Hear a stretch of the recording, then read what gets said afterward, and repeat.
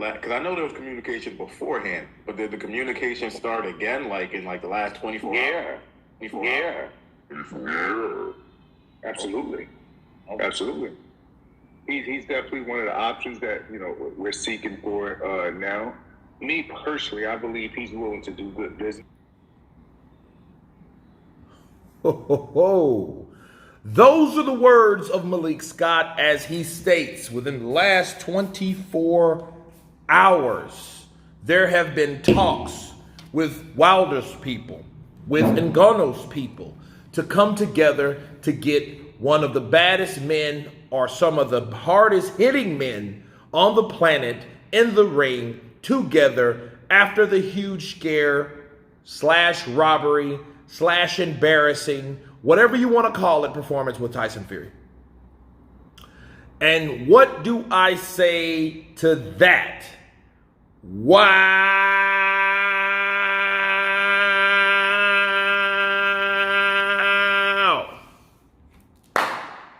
I love it. There were talks before. There were talks with Ngannou versus Wilder. You know, having actually taken place in Africa, okay, a 2-fight deal. You know, and I think what happened with Wilder, he pondered on a lot of potential things that never really matured. Now there is a high incentive for that type of fight. Why? Because everybody really wanted to know how hard does Ngannou hit before he got in the ring with Tyson Fury. Now, people are going to want to know, knowing what we know, that the power is real, that it's there, and it's here to stay, around the same age, 37 to 38 years of old. Hand cannons, fireworks.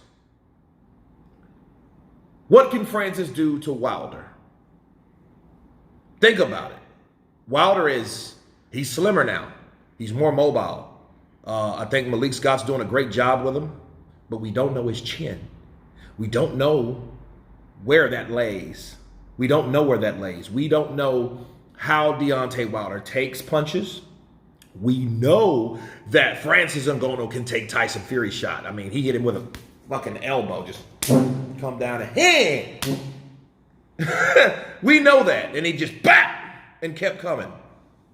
But do we know if he can take Wilder's shot? Does Wilder have just enough power to keep him honest? Or does Wilder have the type of power to knock everybody out he's ever been in the ring with? Or is it going to be something like we've seen against Tyson Fury, where Tyson Fury can throw a kitchen sink at him, a wrench, an elbow, and nothing happens? He still keeps coming. So that's the question you ask yourself, like, what in the actual hell could take place between Francis Ngannou versus Deontay Wilder? Okay, and you know all the cheating allegations, the stuff that we've seen with our own eyes.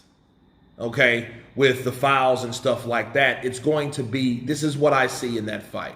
It's going to be more an incentive to dog Fury, because Wilder has been screaming that Tyson Fury is a dirty fighter since fight 2. We've seen the evidence of Tyson Fury doing dirty shit. Tyson Fury has defeated Deontay Wilder. Deontay Wilder is still one of the hardest hitting guys on the planet. There's a lot of controversy behind it in the first fight, the second fight, and the third fight. Okay. And we know that this fight could create a lot of buzz. Okay. And since we may not see a Wilder AJ fight anyway, this would probably be the next best thing. Again, this is like Conor McGregor that made it. Francis Ngannou is like Conor McGregor that made it. Conor McGregor would have been everything and then some if he would have beat Floyd Mayweather, but that didn't happen. You know, it didn't even go the distance to even make an argument with that. See, at least Logan Paul could say, hey, I went the distance with Floyd, Money Mayweather. So that just shows you the potential and the things to come. The stock is up on Francis Ngannou. Why wouldn't Wilder want to get in the ring? If you know that, hear me out, if you know you have an opportunity to fight a guy that beat the guy, that beat you by, in a lot of people's eyes, why wouldn't you go for that fight and make millions of dollars doing it? You know, I mean, he could have a new dancing partner. And I think that's what Wilder was wanting. He wanted a new dancing partner. He wanted somebody to come in and make sure that he is marketed and promoted well, but he needed the right person to do that. Francis Ngannou, I believe, is that person.